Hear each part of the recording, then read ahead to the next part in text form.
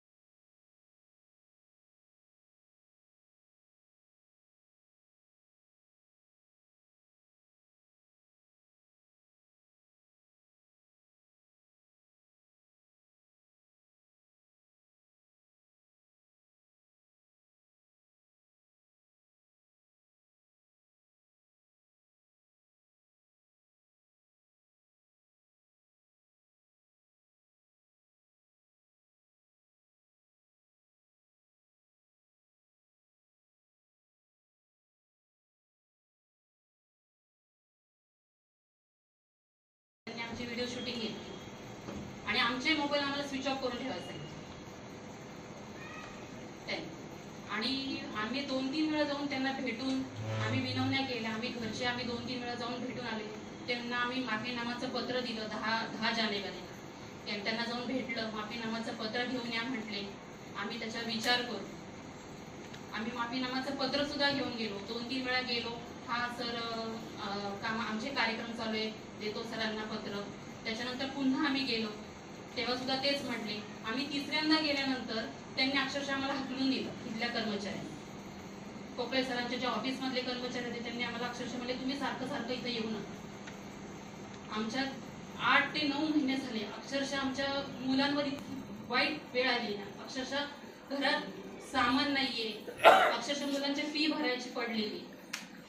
वडीलधाऱ्या माणसांना सुद्धा 5-5 हजार रुपयाच्या गोळ्या औषधे लागतात। इतका मानसिक, पोलिसांचा सुद्धा मानसिक त्रास होतोय। सारखं चौकीतून फोन येतोय, चौकीला जावं लागतंय। एवढा मोठा काय गुन्हा केला?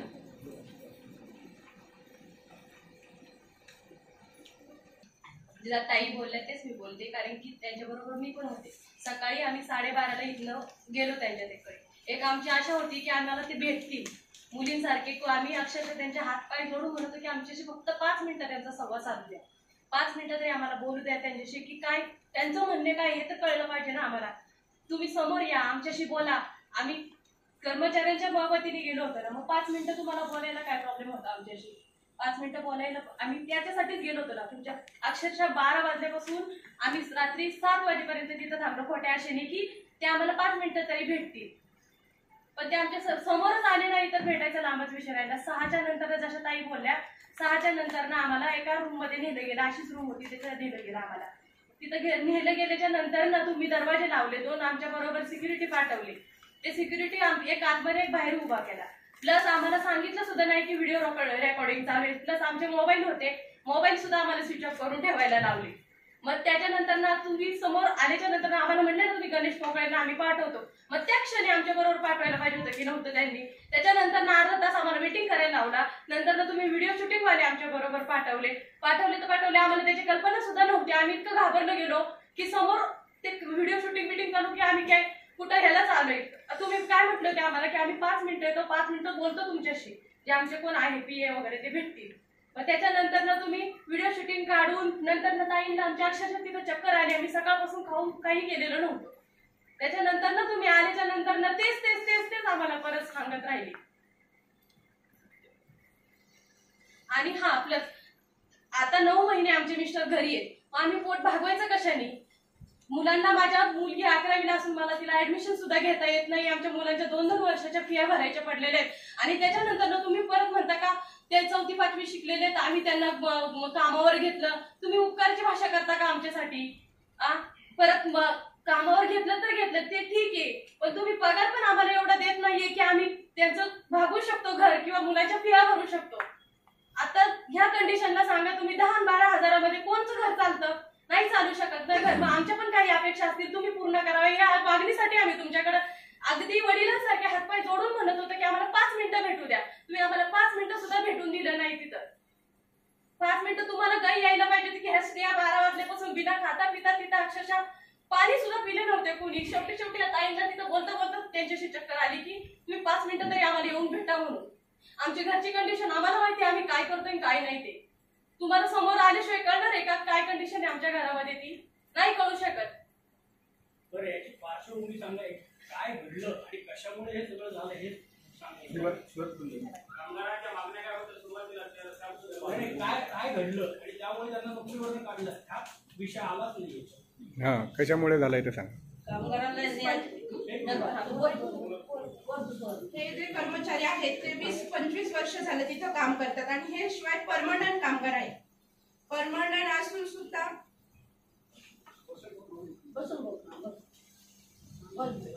असं इकडे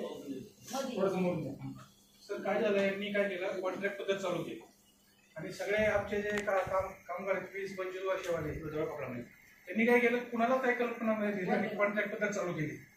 आणि कॉन्ट्रॅक्ट पद्धत चालू करताना आमचे लोक त्यांच्याकडे 2-4 वेळा गेले की हे करू नका, त्यांचं करायचं असेल ते नवीन कामगार येतात त्यांना तुम्ही हे करा, जुन्या कामगारांना घेऊ नका. असं 2-3 वेळा त्यांनी काय ऐकलं नाही. नंतर मग आमच्या कामगारांनी काय युनियन करायचं हे केलं, युनियन केली.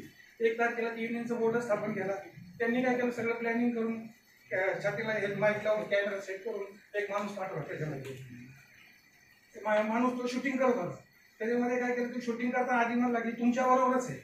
नंतर शूटिंग करायला लागल्यावर आमच्या एका कामगारांनी काय केलं, मोबाईल घेतला, फोडला आणि त्याच्या 2 शिव्या गाडी झाल्या म्हणजे त्या कामगारासंग.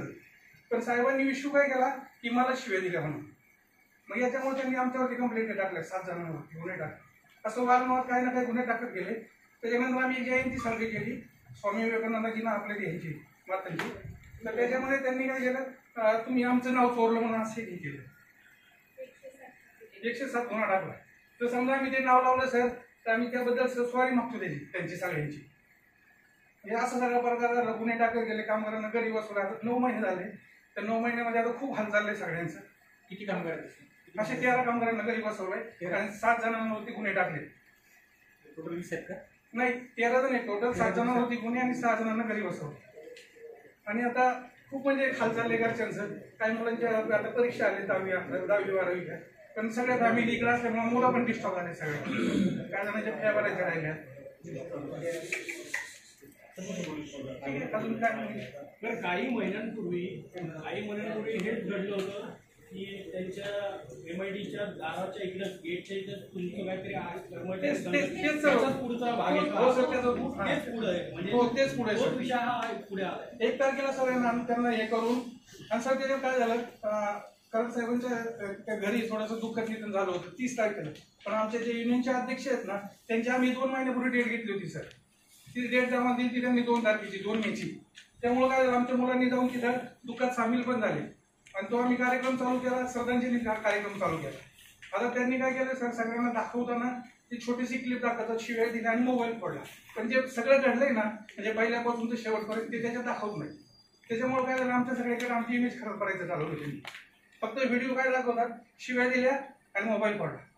आता ते पण शिव्या दिल्या त्या कुणाला, ड्रायव्हरला दिल्या होत्या, पण कराड साहेब स्वतःच्या अंगावरती घेत आहेत आणि याच्यामुळे गुन्हे टाकले जातात. एक साहेब, जी सुरुवात झाली 11 महिन्याचं कॉन्ट्रॅक्ट त्यांनी चालू केलं. म्हणजे जी 25-25, 30-30 वर्षे जी लोक कामाला होती ते काय करायचे, 2 कागद समोर ठेवायचे कोरे. एक तर तुम्ही कॉन्ट्रॅक्ट मध्ये कामाला राहा किंवा राजीनामा देऊन घरी जा. साहेब, अशी काही कॉलेजमधील लोक होती 50 वर्षाच्या पुढची, 55 वर्षाच्या, 54 वर्षाचे लोक, की 5 वर्ष आम्ही तुम्हाला पगार देतो, 5 वर्ष तुम्ही लॉस खा, 5 वर्ष आम्ही लॉस खातो. त्याचं 54 वय, त्याला सांगायचे की 3 वर्ष तुम्ही पगार लॉस खा, 3 वर्ष आम्ही लॉस खातो, तुम्ही राजीनामा देऊन जा. साहेब, त्यांनी जर कॉन्ट्रॅक्ट पद्धत जर आणली नसती तर हा विषय एवढा झालाच नसता. कोण बरं सांगा, आज 50 वर्षाच्या पुढच्या लोकांना कोण 10,000 रुपये तरी कामाला देईल का बाहेर? 55-54 वर्ष ज्याचं झालं आहे. तुम्ही विचार करा, आज महागाई किती आहे. माझं जर आता त्यांनी काय सांगितलं की बाबा, यांनी सांगितलं माझ्या मित्रांनी की बाबा त्यांना ड्रायव्हरचा मोबाईल फुटला, पण आमच्याकडे पोलिसांची 28 एप्रिलला रिसर परमिशन आहे की 1 मेला 2 मेला आमचं उद्घाटन होणार आहे. 13 लोक नाही तर आमच्या नंतर ते 6. आणि आज काय झालंय सर माहिती का, 250 ते 300 लोक आज आत्ता साधारण 1 वाजता कॉलेजमध्ये जाऊन आले की बाबा जर तुम्ही आमच्या त्या 13 लोकांना जर कामावर नाही घेतलं तर आम्ही यांच्याबरोबर जे 20 तारखेला कलेक्टर ऑफिसला आंदोलन पुकारलंय त्याच्यामध्ये आम्ही आमच्या मुलाबाळांसहित आई वडिलांसहित कुटुंबासहित तुम्हाला पाठिंबा देणार आहे. असे जवळजवळ 250 ते 300 पत्र आज कॉलेजमध्ये पोहोचलेले आहेत. मला एकच सांगायचं आहे की मागे काय केले पाहू नका, पुढे जामीन आहे तो का. मागे झाला असेल, तुम्ही आमच्या आजोबांप्रमाणे वडिलांप्रमाणे, आम्ही तुमच्या मुलांप्रमाणे. कारण सर जन्माला काय करायचे, हा एक कोण हा मी करावा विचार म्हणे ज्ञानेश्वर निवृत्तीचा. हा कोण आहे मी हा विचार केला पाहिजे. साहेब तर मोठे आहेत, ज्ञानीवंत आहेत, पुण्य आहेत, मला एवढा अधिकार नाही की त्यांच्याविषयी काय बोलायचा. पण जे काय मागे केलं असेल, चुकी होती. मुलगा मांडी हागला तर मांडी माणूस कापतो का, वडील माणूस कापतो का. आम्ही त्यांना प्रत्येक ठिकाणी आमच्या वडिलांच्या जागी पाहिलेले. आमच्याकडनं चुकी झाली म्हणजे काय झाली की जो ड्रायव्हर येऊन सांगतोय की बाबा आम्ही तुमच्या बरोबर आहे आणि थोड्या वेळी तोच मी शूटिंग काढतो, कोणी तुम्ही जरी माझ्या जागेवर असता तरी तुमचा पण थोडासा हे झालं असतं ना, प्रॉब्लेमच झाला असतं की आज पहिल्या अर्धा तासापूर्वी येतो आणि ह्यांनी काय केलं, बिल्डिंग वरती कॅमेरे लावून नंतर हे केलं. ह्यांनी आधी प्लॅनिंग तयार केला आमच्याविषयी आणि प्लॅनिंग तयार केल्यानंतर हे केलं, आम्हाला गुंतवण्याचा प्रयत्न केला. पण साहेब मोबाईल फुटला म्हणून 1 तारखेला फुटलेल्या मोबाईलचे 13 तारखेला त्यांनी पोलीस कंप्लेंट केली, 11 गुन्हे दाखल केले. एक मोबाईल फुटल्यानंतर 11 गुन्हे दाखल होतात का, मला सांगा ना तुम्ही सर. एक मोबाईल फुटला म्हणून 13 दिवसानंतर गुन्हे दाखल केले, 11 गुन्हे दाखल केले. आणि आमच्या 20-25 वर्ष झालं की आमच्याकडे असा कॉलेजमध्ये वाईट काम केलं म्हणून असा एकही त्यांच्याकडे पुरावा नाही की ह्या मुलांनी काम केलं हे केलं. तर आमच्या असे 2, हा एक मुलगा म्हणजे माझा मित्र दत्ता शिंदे आणि राजाभाऊ म्हाळुंगे म्हणून त्यांच्या कॉलेजच्या कामामुळे त्यांच्या कंप्लेंट येत. तर इथं आहे तो सांग नका. तर नमस्ते, मी दत्ता शिंदे. तर मला 20 वर्ष झाले मला मी ड्युटी करतोय, सिक्युरिटी गार्ड म्हणून मी ड्युटी करतो. आणि मला फक्त 1600 रुपयामध्ये ज्या वर्षी मी कामाला लागलो त्या वर्षी मी फक्त 1600 रुपयापासून काम करतोय. मला 2 मुलं आहेत आणि मी कझाकिस्तान या ठिकाणी गोल्ड मेडल मारून मी कझाकिस्तान या ठिकाणी गेलो आणि मला अक्षरशः 6 महिन्याची सुट्टी देण्यात आली होती. परंतु मला माझी मुलगी माझ्या कॉलेजमध्ये जाऊ शकत नाही. मी एवढं बाप आहे, मला खूप वाईट वाटतं सर या गोष्टीचं. आपण इंग्रजांच्या काळामध्ये जगल्यासारखं असं वाटतं मला. आपण इंग्रजांच्या काळामध्ये जगतो का. आपण ह्या छत्रपती शिवरायांच्या छत्रपती शिवरायांच्या या भूमीमध्ये आपण जगतो आणि आपण सर्व मराठी आहोत म्हणून आम्हाला ह्या लोकांनी, मला तर असं वाटतं की ह्या लोकांनी आम्हाला कामावरून कमी केलं असं वाटायला लागलं. अक्षरशः आमच्याकडनं कुत्री सांभाळून घ्या, घरातलं काम करून घ्या. सर आमच्या मागण्या अशा आहेत की त्या मागण्या मी बघतो त्याच्यामुळे ते आमचं घडलं. ते पहिली आमची मागणी आहे की कामावर काढून टाकलेल्या 13 कर्मचाऱ्यांना पुन्हा सेवेत घ्यावे.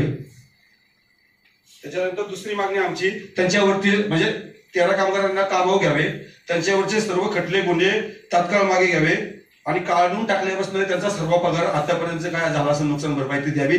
आमची दुसरी मागणी आहे विद्यापीठाच्या नियमानुसार तृतीय व चतुर्थी श्रेणीमधील सर्व कर्मचाऱ्यांना 7वे आयोग वेतन देणे. त्याच्यानंतर थकबाकीसहित वेतन देणे. ज्या कर्मचाऱ्याची वेतन वाढ रोखली म्हणजे जे कर्मचारी युनियनमध्ये सभासद आहेत अशा कर्मचाऱ्यांचे काय केलेले आहे वेतन वाढ रोखवलेली ती वेतन वाढ त्वरित लागू करणे ही आमची दुसरी तिसरी आमची की जुन्या कर्मचाऱ्यांना कॉन्ट्रॅक्ट पद्धतीतून बाहेर घेऊन त्यांना तात्काळ कामावर घ्यावे. म्हणजे जे कॉन्ट्रॅक्ट पद्धत त्यांनी चालू केली जुन्या कर्मचाऱ्यांना ती बंद करावी. चौथी मागणी आमची अनेक कर्मचाऱ्यांना मागील 3 ते 4 वर्षे वेतन वाढ मिळाली नाही ती त्वरित द्यावी यावी.